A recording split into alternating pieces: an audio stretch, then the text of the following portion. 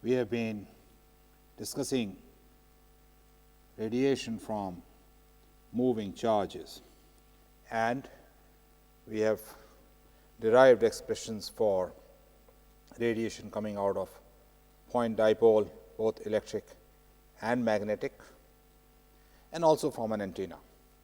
Using these concepts, I want to solve a few problems in this lecture, and again I will try to go slowly over them, so that the idea of retarded potential and how radiation arises from this becomes clear to you.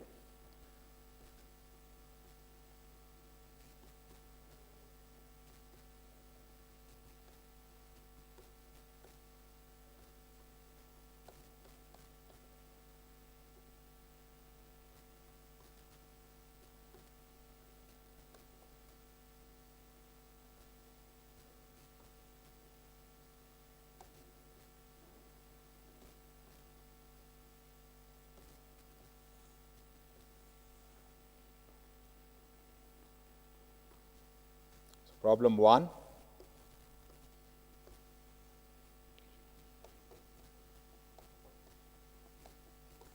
It's taken from Griffiths, the chapter on radiation.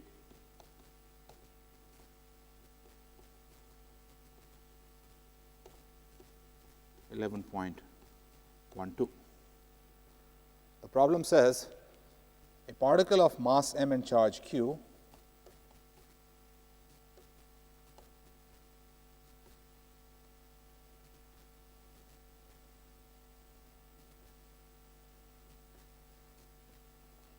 is attached to a spring with 4 constant k.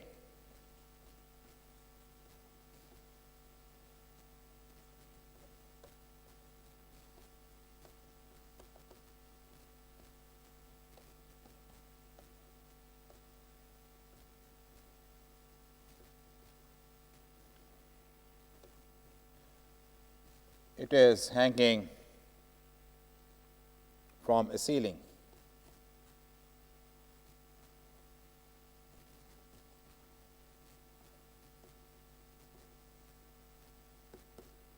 So, what you have is a spring and a charged particle q here of mass m. Its equilibrium distance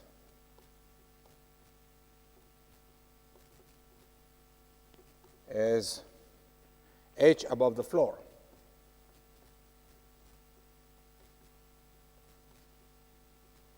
So, I will go back to this figure and show you that this is the floor and the height of this at equilibrium is h.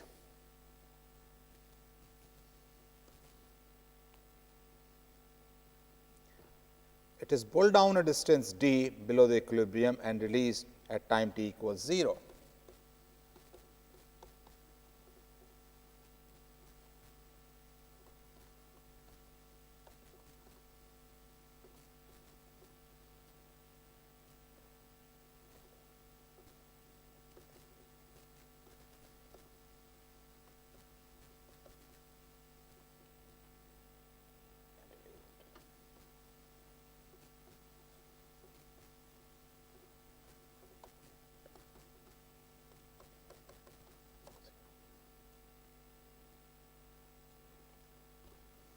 Find under the usual assumption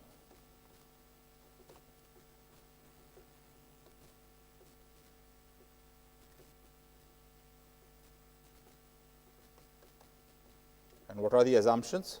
It is that lambda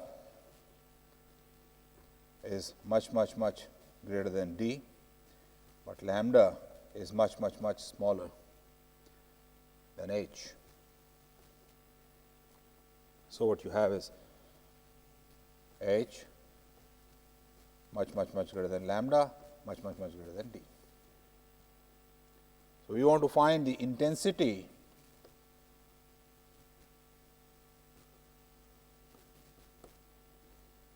of radiation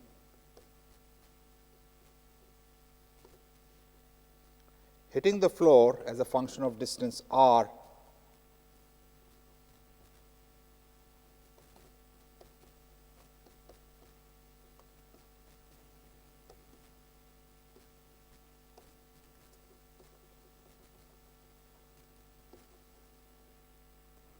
from the point directly below Q.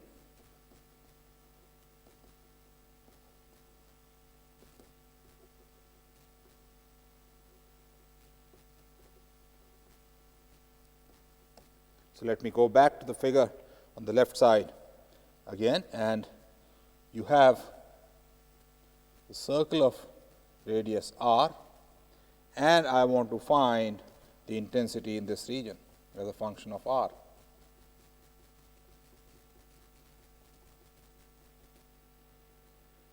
The oscillation amplitude d is much smaller than lambda, which is also much smaller than h.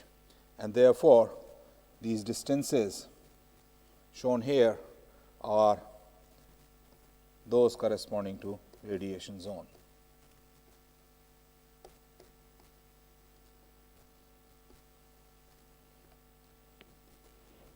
Solution. Before I give the solution, let me make this picture again. So, here is the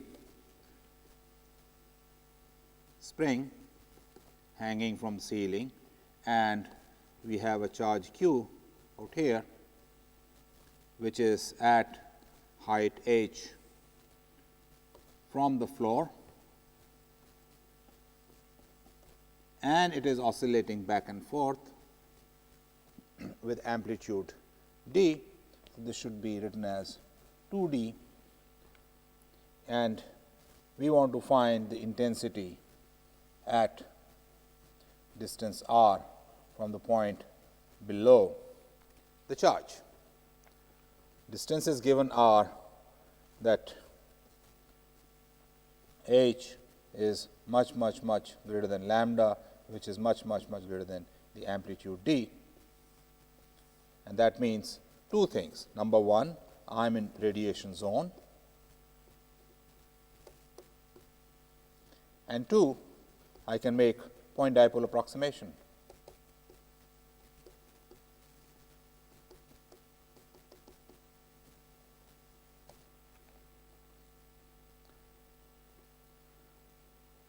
Now, I know that if there is a particle accelerating in direction, some given direction, then at an angle theta, from it the average Poynting vector, if it is oscillating, so time average Poynting vector magnitude is given as q square average of this acceleration square sine square theta divided by 16 pi square epsilon 0 c cubed r square. Now, this fellow is oscillating with some frequency. So, this is going to be the a square is going to be average is going to be 1/2 of the largest amplitude. So, I can write this as q square omega raised to 4 d square, d is the amplitude, sine square theta divided by 32 pi square epsilon 0 c cubed r square. So, if I look at this picture, here is the point from which the radiation is coming, and it is coming in this direction at an angle theta, and I want to know the intensity as this function of r. So, I will be considering this radiation coming in this shaded region, which is between theta and theta plus delta theta.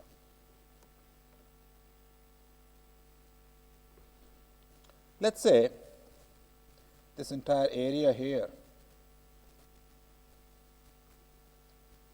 between theta and delta theta is A.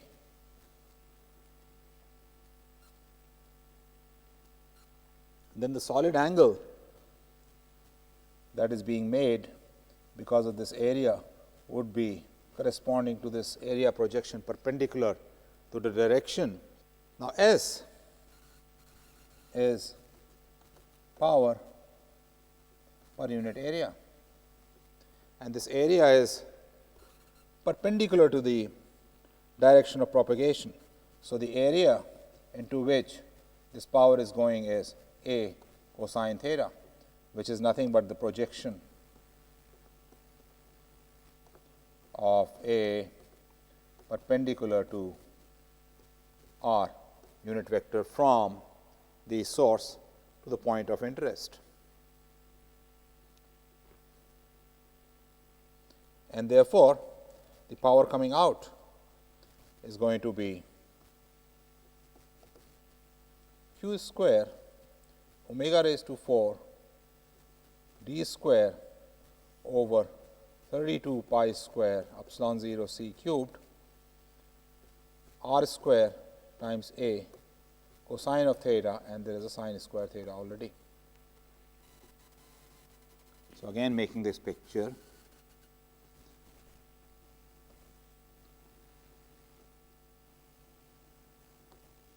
from this charge at a distance r in the area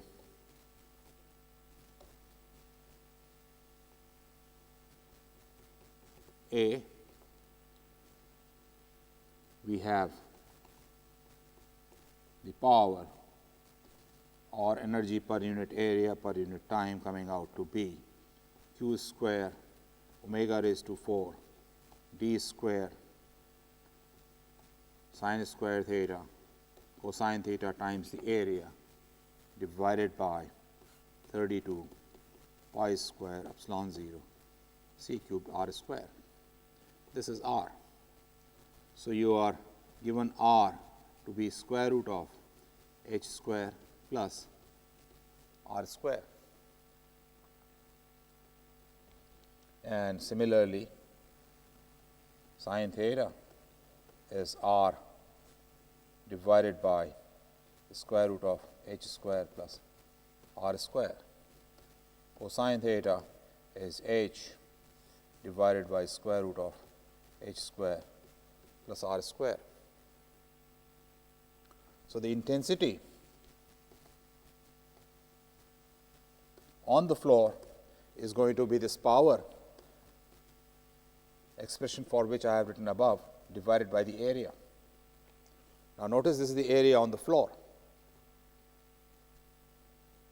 You substitute everything in and you get the answer that the intensity is equal to mu 0, and I have used mu 0 epsilon 0 as 1 over c square q square omega raised to 4 d square divided by 32 pi square epsilon 0 c r square h divided by h square plus r square raised to 5 by 2. That is the answer. I will leave you with a question on this problem. At what r is the intensity maximum?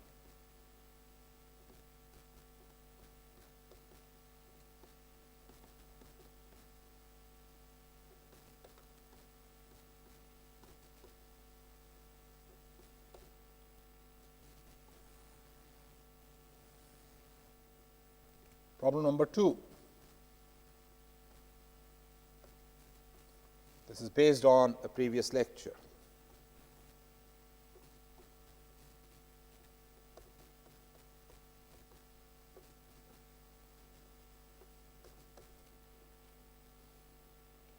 Remember, in the previous lecture we found the vector potential due to an antenna, and I want you to calculate now the magnetic field and the electric field corresponding to this.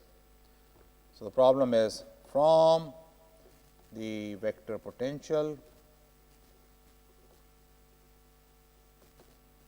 A r t equals is in the z direction, mu 0 I 0 divided by 2 pi r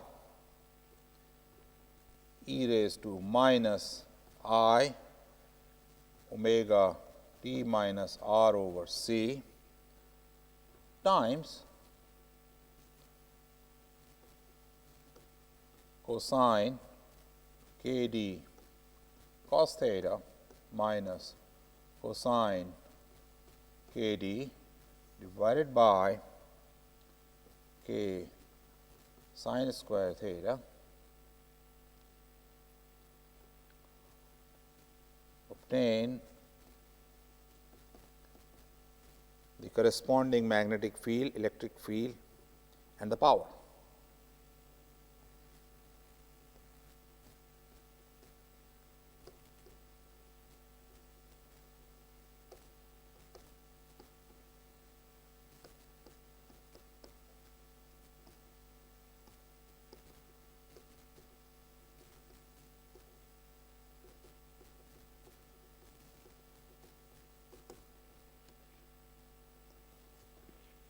Okay, so let us solve this problem.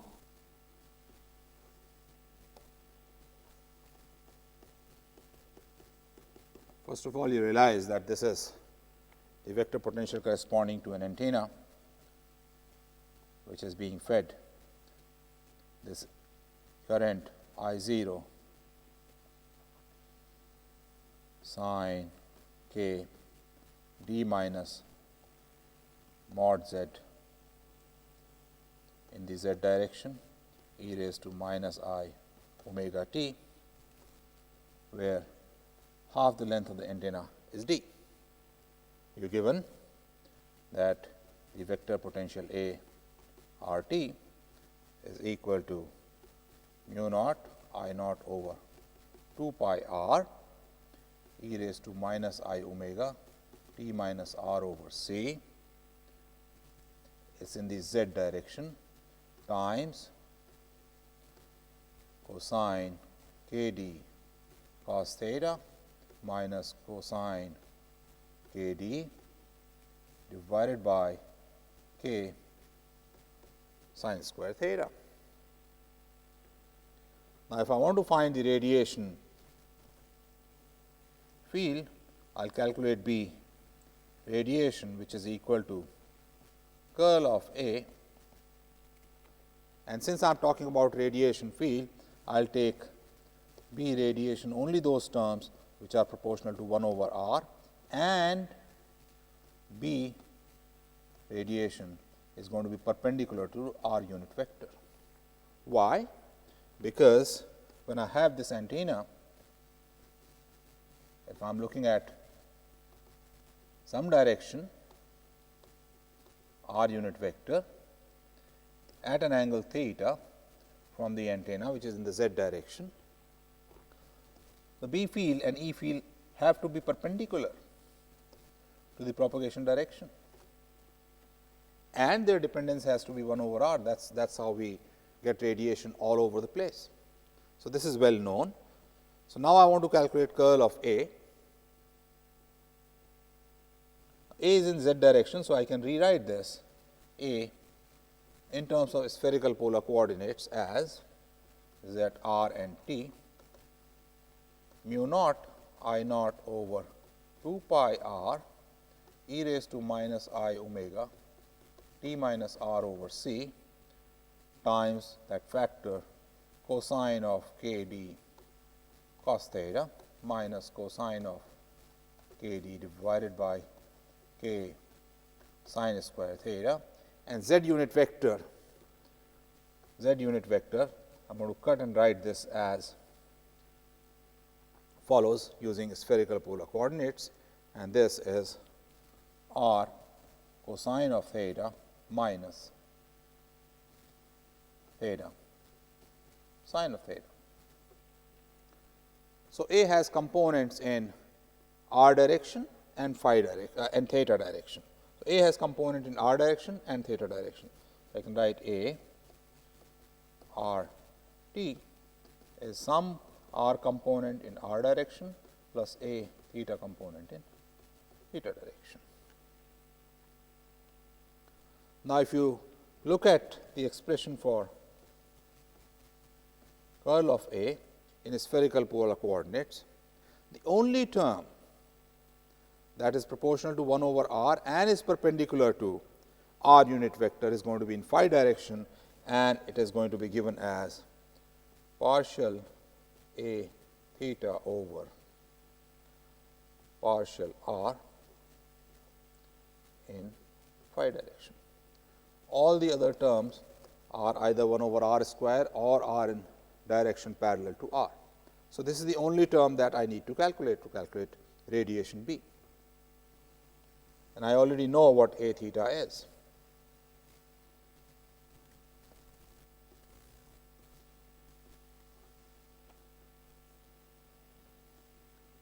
So, if I take partial of A theta divided by partial r, and this is going to be in phi direction, this is partial with respect to r of mu naught I naught over 2 pi r, this is with the minus sign, cosine of k d cos theta minus cosine of k d divided by k sin square theta times sin theta. And there is a factor outside, e raised to minus I omega t minus r over c. This factor is important because that is the only thing which I differentiate. If I differentiate any other term, or this factor should be inside. So, let us see. Let me put this here, erase this bracket, erase this, and put e raised to minus I omega t minus r over c, and put this big bracket outside. That is how it is. So, only if I differentiate this with respect to r is going to give me a term which is proportional to 1 over r, and therefore, this factor is important, and most of the time this is the factor that contributes to the radiation term. And you do that and you get this to be the minus mu naught I naught over 2 pi r, then I have cosine of k d cos theta minus cosine of k d divided by k sin theta, because one of the sin thetas cancels with the sin theta.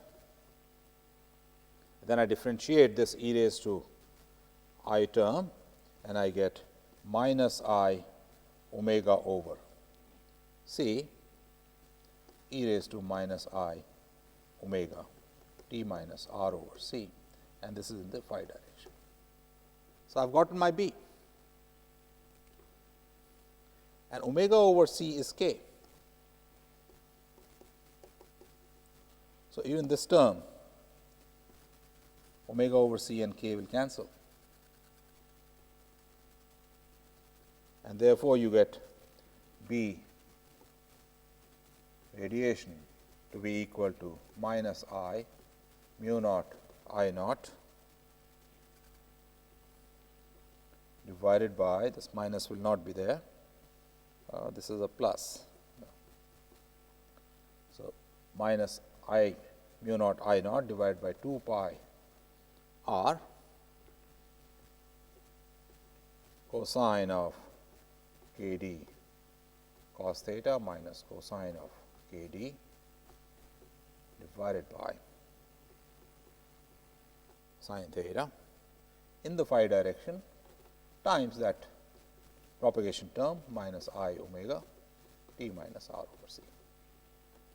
This is B radiation, and for radiation field I know that E is going to be c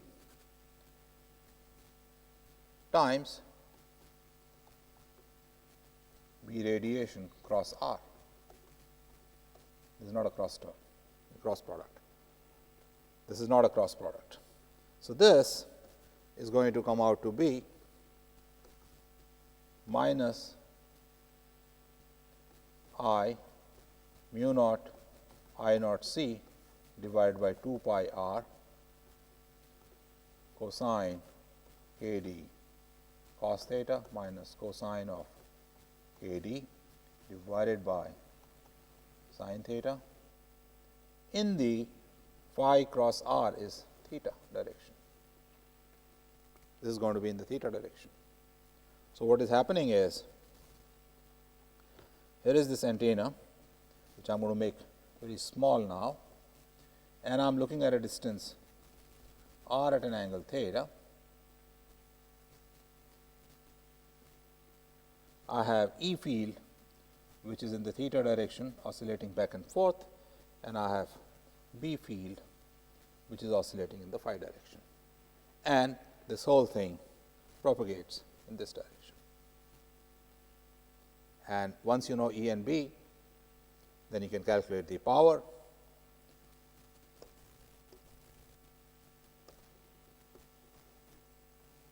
The power radiated S is 1 over mu 0 E cross B, and I can also write this as 1/2 epsilon 0 E square plus 1 over 2 mu 0 B square times C in the propagation direction, and when I take the average power S, which is going to be time average of the two, this comes out to be, since these two terms are equal, C times 1/2 epsilon 0 E square, or also equal to C times 1 over 2 mu 0 B mod square. That I will leave for you to calculate. The final answer, d p d omega, comes out to be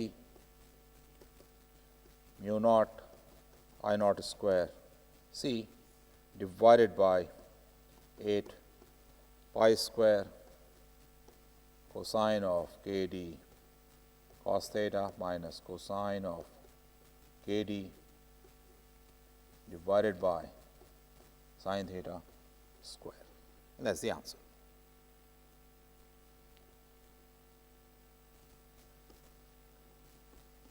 Problem 3. This is taken from Wright's, Milford and Christie.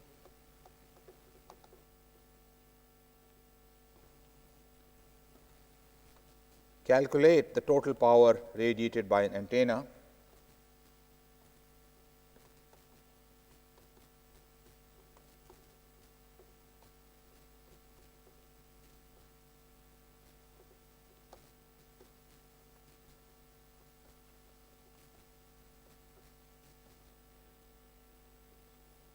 which is of 3 meters length and is radiating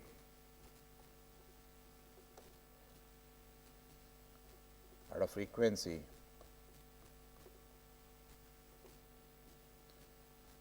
of 500 kilohertz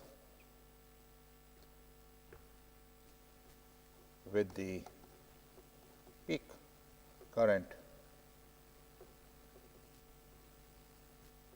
being 2 amperes. So, this is a straightforward numerical application of what we just now did in the previous problem. So, what you have been given is that there is an antenna that has I naught equals 2 amperes. Its frequency is 500 kilohertz.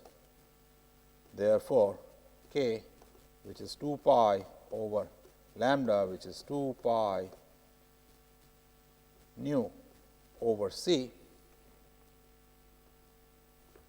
comes out to be 1.05 times 10 raised to minus 2 meter inverse.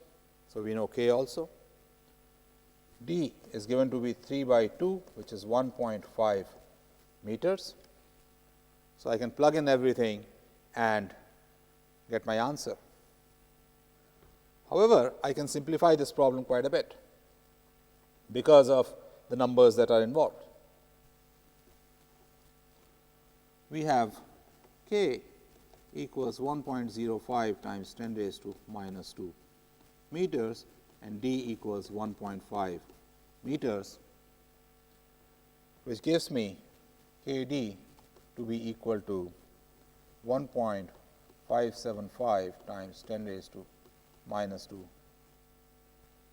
which is a very small number, and therefore, I can expand cosine of k d cos theta minus cosine of k d and keep up to only order 2 in k d, and that gives me the answer to be equal to k d square over 2 sine square theta approximately. 1 cancels, and this is the next order, and therefore, dp d omega power radiated into per unit solid angle comes out to be mu naught I naught square c divided by 8 pi square k d square sine square theta whole square divided by sine square theta, which is nothing but mu naught I naught square c k d raised to 4 sine square theta divided by 8 pi square. Rest is very simple. So, the total power P is equal to integral of this whole expression. You do that integral, do everything, and you get the answer 4 times 10 raised to minus 2 watts. That is your answer.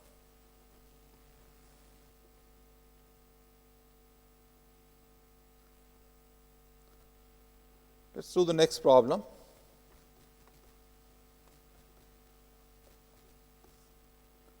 This is taken from Zangwill, and this problem is problem number 20.25. It says, two identical point charges Q are fixed to the end of a rod of length 2L.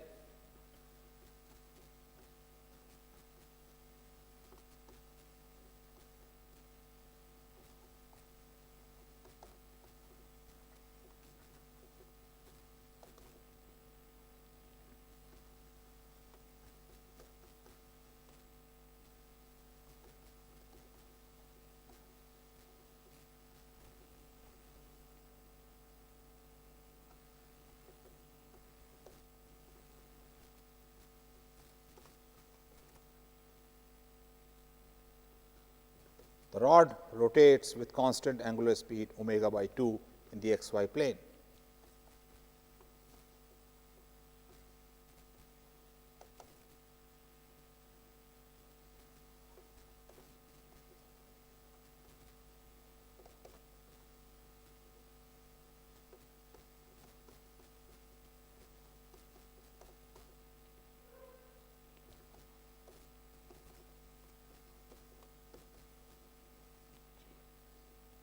About an axis perpendicular to the rod and through its center.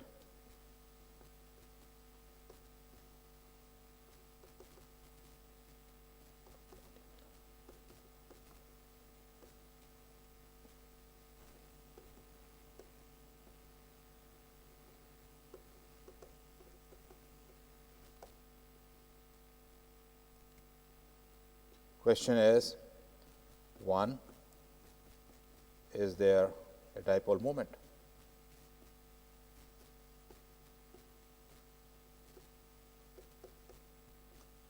Pt.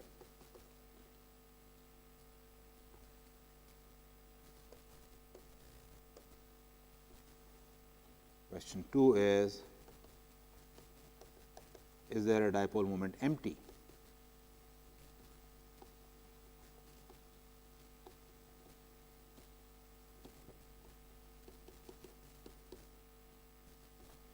Where Pt is the electric dipole moment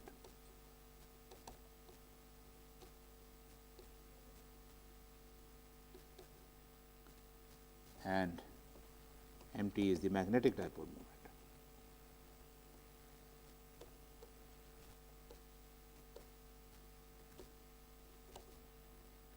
And question number 3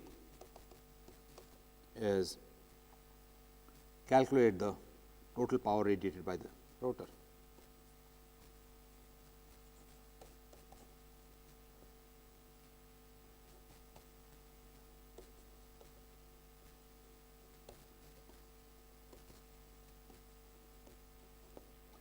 Let me show the problem in pictorial form. Here is this rod which has charges Q, both positive, at its ends. The half length is L and it is rotating with frequency omega by 2, and we want to find the power radiated by it and everything else related to it. The solution.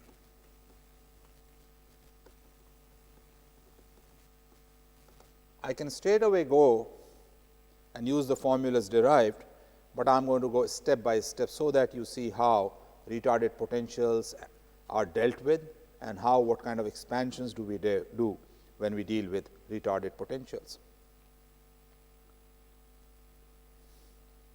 Before I do that, I would like you to connect this problem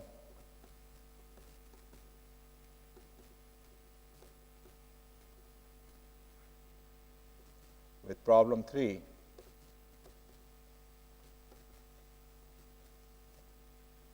of some solved problems last week.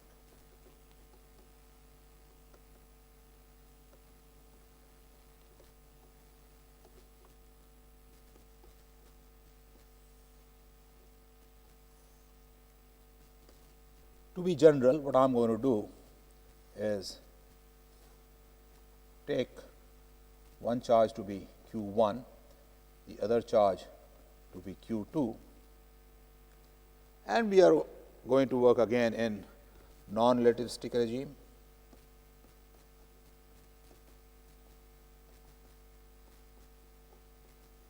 That means velocities are very small and L is much less than lambda. R, where I am going to see things, is much greater than lambda. So, we are in the radiation zone and this system is very small and so on.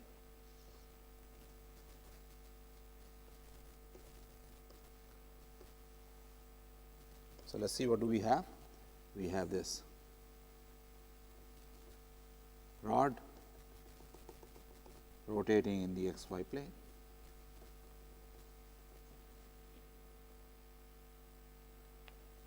So, I am going to calculate the vector potential, and from that I can calculate B and E in the radiation zone very easily, and I am going to call this A equals A1 plus A2.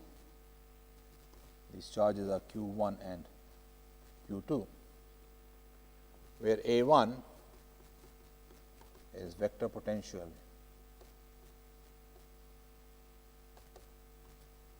due to Q1, and likewise for A2. So, if you recall from solved problems last week, we had A for a charge moving with non-relativistic speeds as mu naught over 4 pi r V at time t retarded, and therefore, A 1 at r and t is going to be equal to mu naught over 4 pi r. V is, or there is a q also, forgot this q, it has to be there, otherwise there will be no radiation.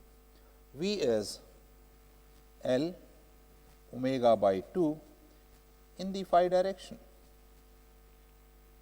and this phi is to be calculated at t retarded. We will assume that phi at t equals 0 is 0 without any loss of generality.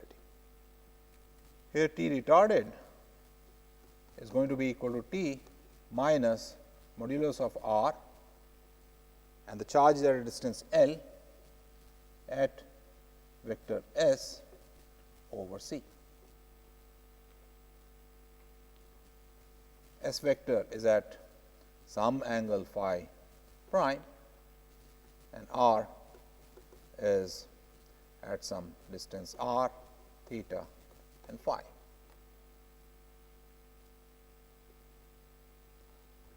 So, again making usual approximations, mod r minus L s can be written as equal to square root of r square plus L square minus 2 r dot s unit vector times L.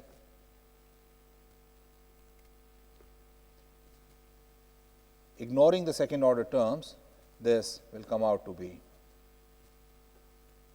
r minus L sin theta cosine of phi minus phi prime.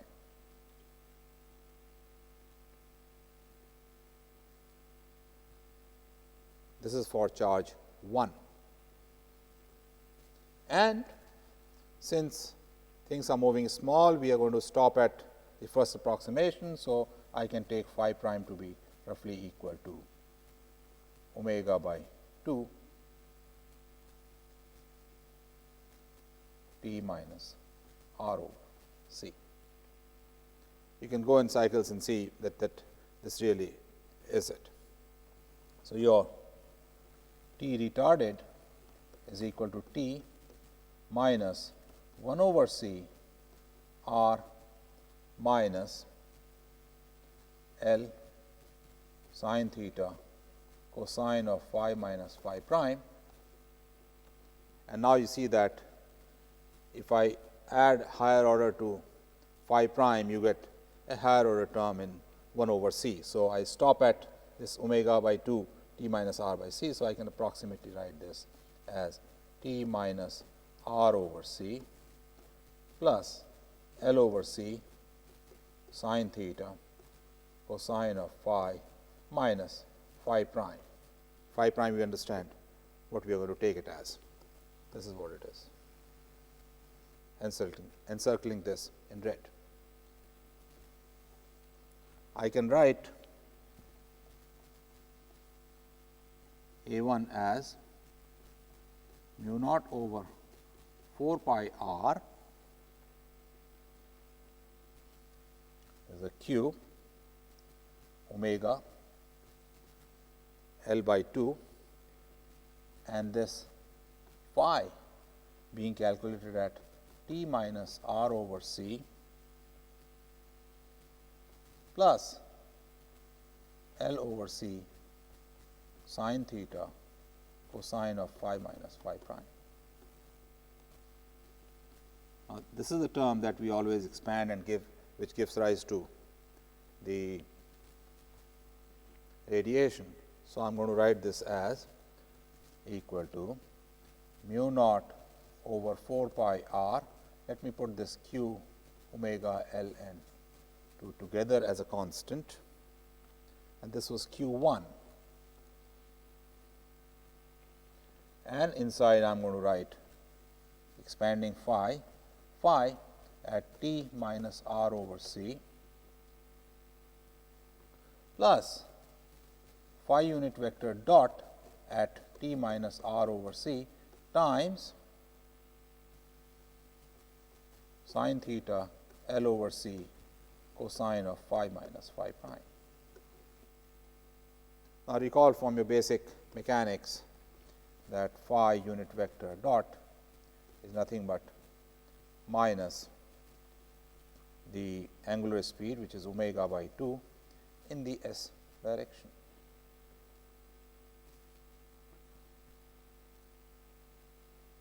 And therefore, I can write A 1 at r and t as mu 0 over 4 pi r q 1 omega L by 2 phi at t minus r over c minus omega by 2 s at t minus r over c sin theta. There is an L over c. So, that L over c I will take with omega a little later, cosine of phi minus phi prime. So, let me now expand this and write as A 1 R t equals mu naught over 4 pi r q 1 omega L by 2 times phi at t minus r over c, that is the first term, minus mu naught over 4 pi r q 1 omega L by 2, then I have omega L by 2 c, omega L over 2 c sin theta cosine of phi minus phi prime s unit vector at t minus r over c. That is my A 1. How about A 2?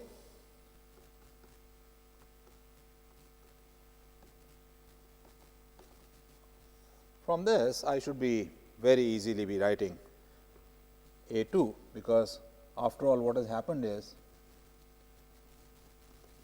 this is the origin here, on the right is q 1, on the left is q 2.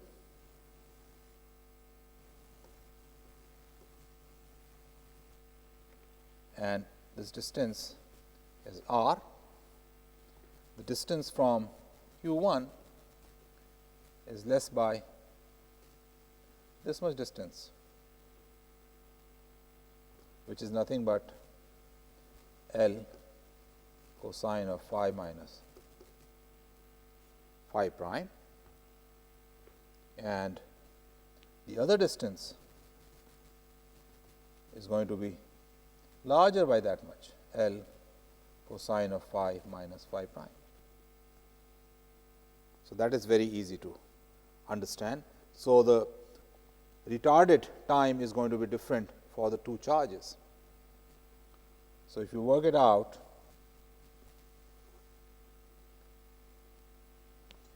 then you can write A 2 R t as mu 0 over 4 pi r q 2 omega L by 2. Now, notice one more thing is that when these charges are moving, this fellow is moving in phi direction and q 2 is moving in minus phi direction. I am just being very physical. I could have done this whole thing very mathematically, but I am just arguing it out. So, A 2 I am going to have times minus phi at t minus r over c, and now the time retarded has changed, L over c sin theta cosine of phi minus phi prime, because this charge is a little farther. So, retarded time is going to be a little less. I will let you kind of think about it. Remember, this is the origin, r is being measured from here. this charge is closer to r and this charge is farther.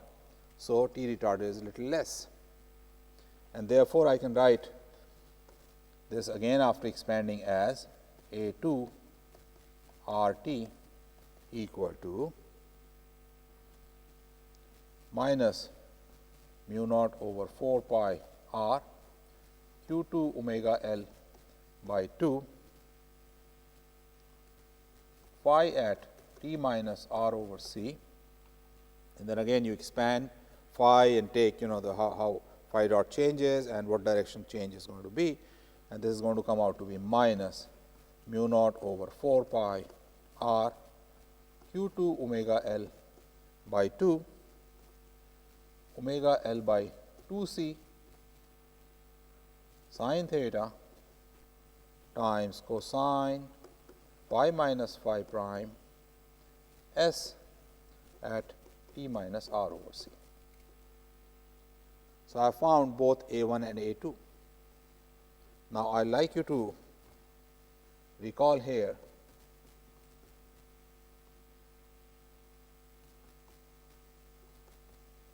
problem of rotating dipole.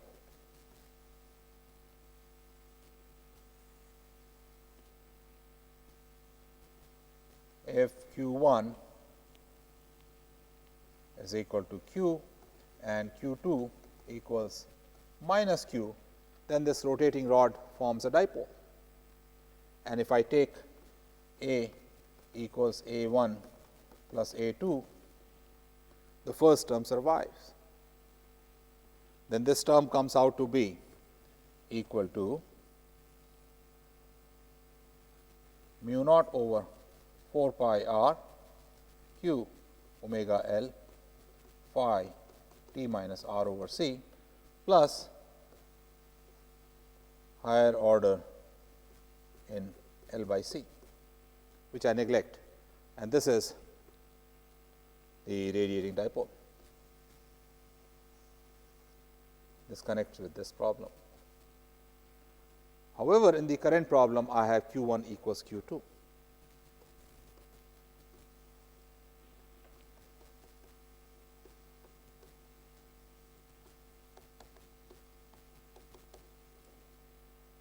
And therefore, the first term is going to cancel.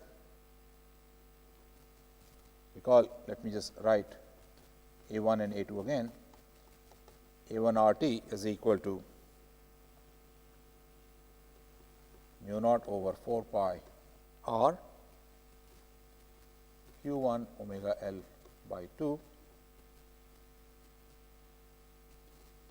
phi at T minus r over c minus mu naught over 4 pi r q 1 omega L by 2 omega L over 2 c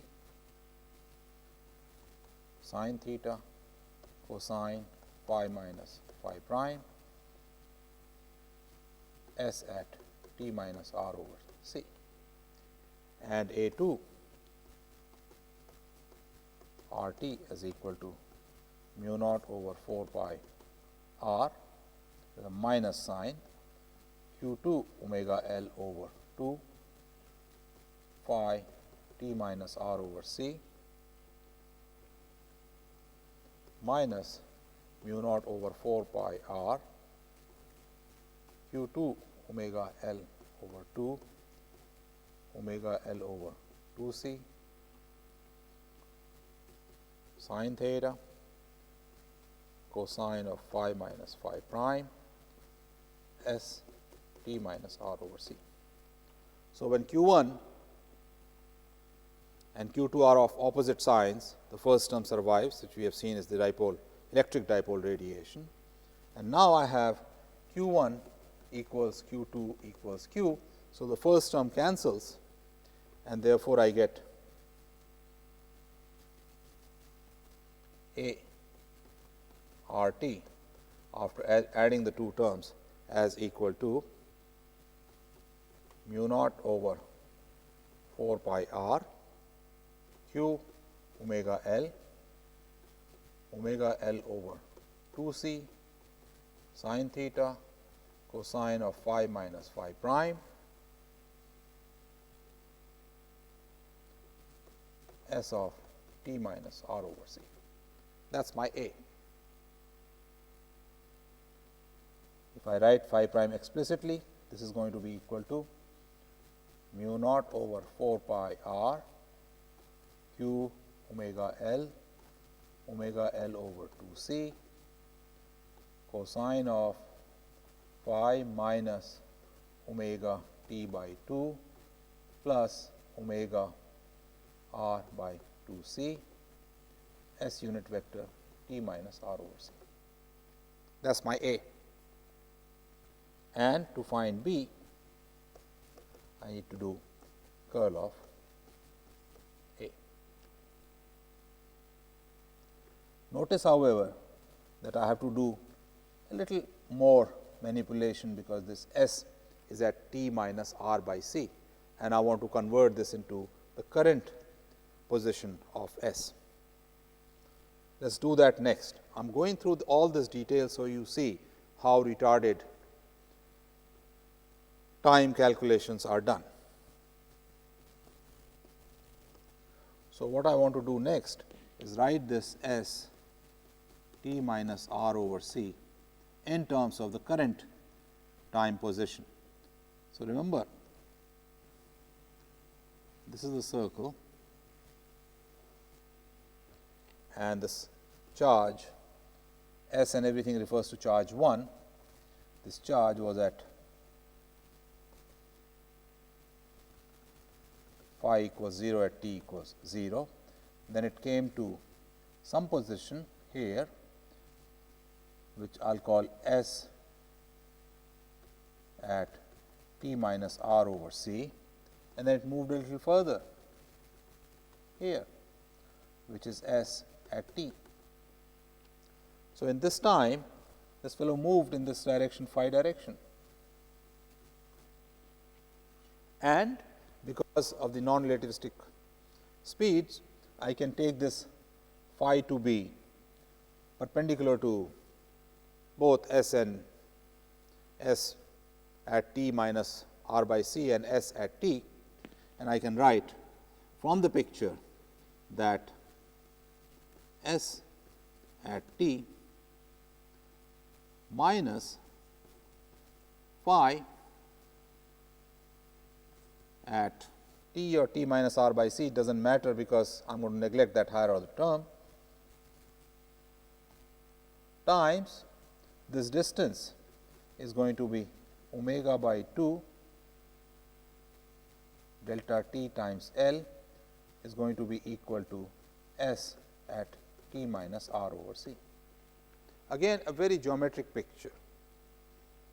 Even if I wrote this as t minus r over c, I will neglect that term, because you see this delta t out here is r over c. This is the time we are talking about. So, I have S at t minus phi at t times omega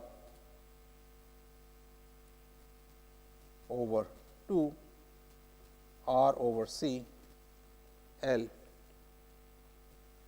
equals S t minus r over c.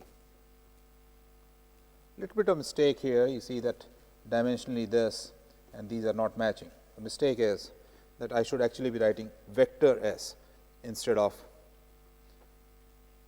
unit vector S.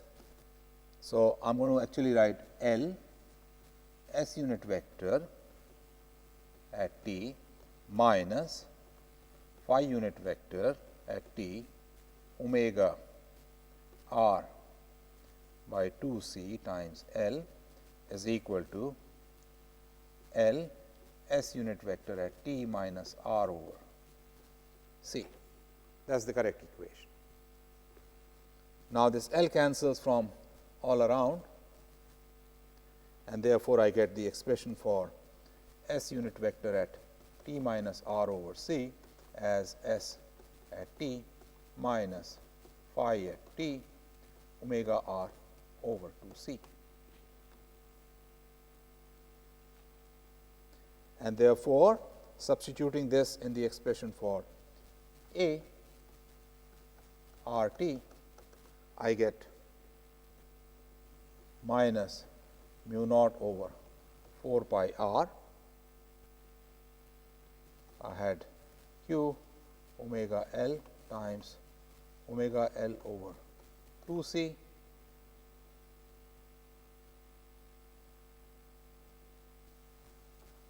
sin theta cosine of phi minus omega t by 2 plus omega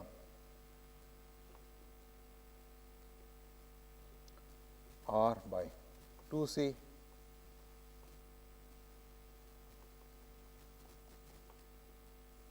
S t plus the second term mu naught over 4 pi r. I will combine the q omega terms, q omega square L square over 2 c sin theta cosine of this phi minus omega t by 2 plus omega r by 2 c times omega r over 2 c in the phi direction. That is the total A. Now, in the second term, this r cancels. So, the second term is independent of r in this term, but the only r dependence comes from this cosine term here. Cancelling all these terms, I can finally write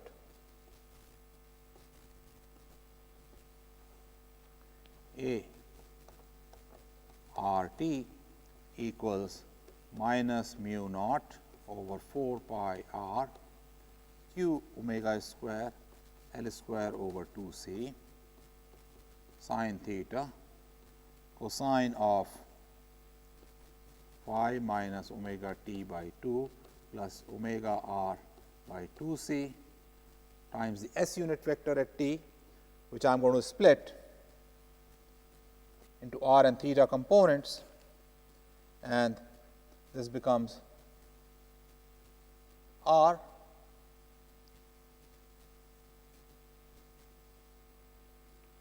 sin theta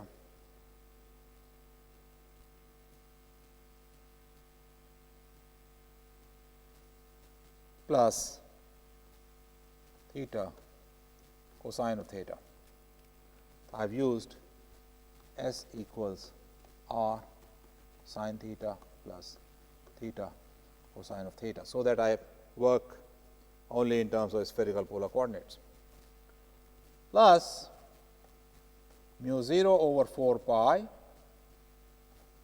q omega square L square over 2 c sin theta cosine of phi minus omega t by 2 plus omega r over 2 c times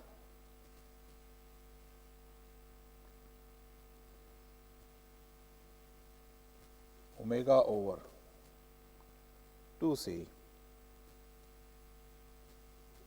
phi A,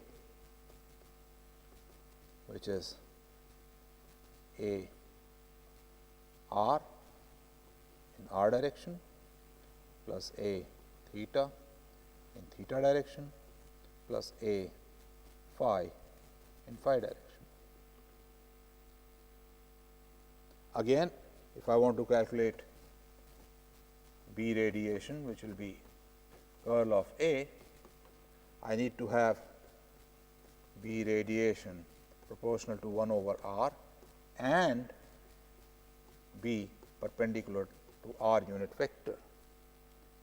The only terms that will contribute to this would be A theta and A phi. So, this will come out to be, if you just look at the behavior 1 over r and perpendicular to r unit vector, you get B radiation to be phi partial A theta by partial r, this you should check, minus in the theta direction a phi over r. I will leave that calculation for you.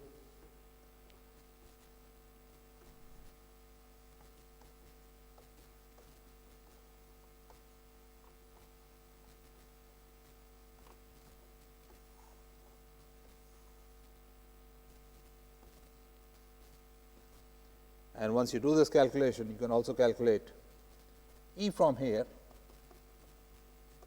which is going to be C times B radiation cross R.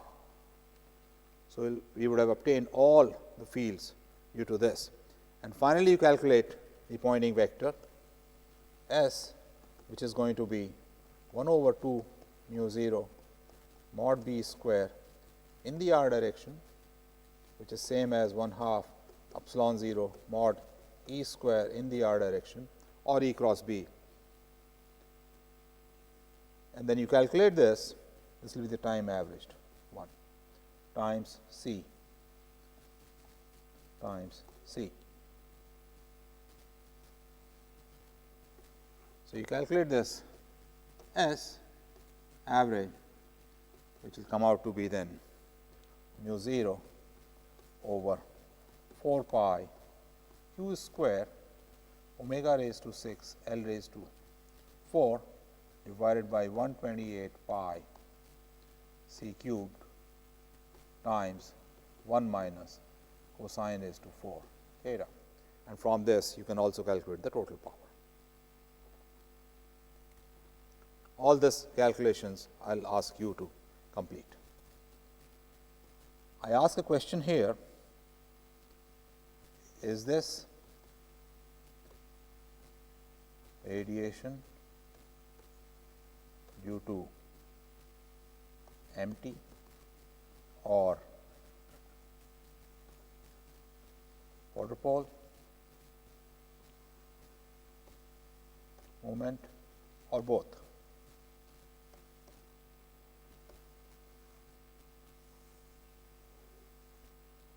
So, without actually formally having derived the quadrupole movement formula, I have taken a situation where such movements do exist and have calculated the required fields for the radiation and the power that comes out of it.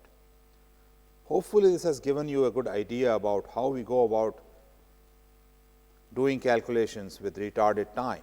You have to expand the time properly, keep proper number of terms, right. So, let me just give you some steps that we have learned through this problem.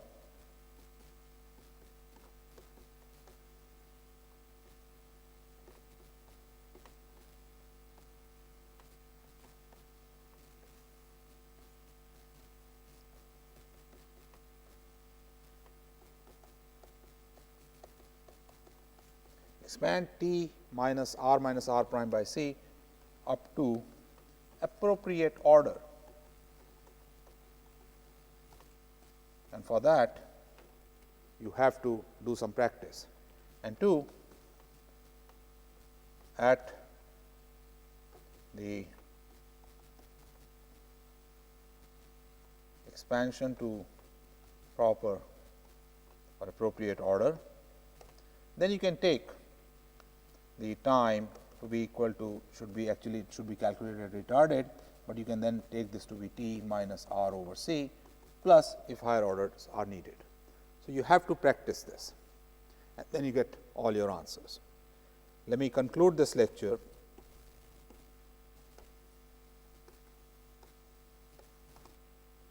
by stating that we have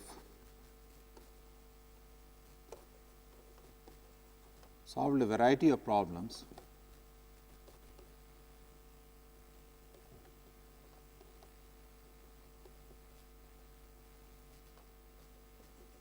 involving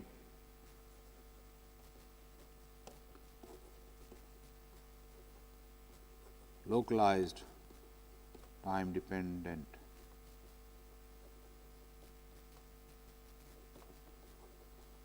charges and currents.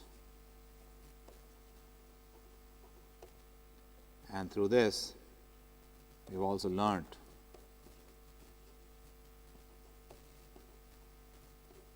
how to deal with retarded time.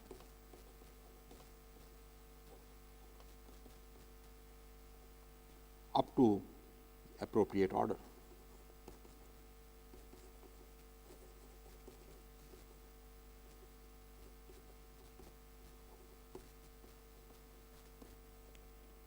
Thank you.